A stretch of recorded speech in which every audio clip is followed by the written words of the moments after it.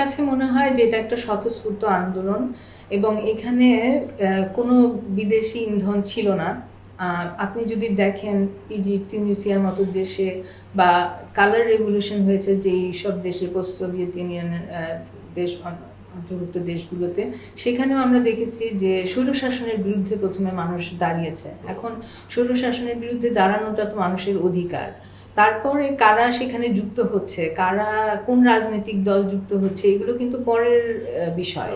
মানুষ আসলে স্বৈরশাসন থেকে মুক্তি চায়, এটাই হচ্ছে তার মূল আকাঙ্ক্ষা। তো ওই জায়গা থেকে আন্দোলনটা স্বতঃস্ফূর্ত ছিল এবং আপনি যতই আরব স্প্রিং এর সাথে বা কালার রেভলিউশনের সাথে তুলনা দেন না কেন, আসলে এটা কোনোটার সাথেই তুলনাযোগ্য না সেই অর্থে, কারণ এক একটা আন্দোলনের ডাইনামিক্স এক এক রকম। এটা এক একটা ভাবে এগুলোর স্ফুলিঙ্গ তৈরি হয় এবং মানুষের মধ্যে সেই চেতনা তৈরি হয়, যেটা আসলে তুলনাযোগ্য না বলে আমি মনে করি।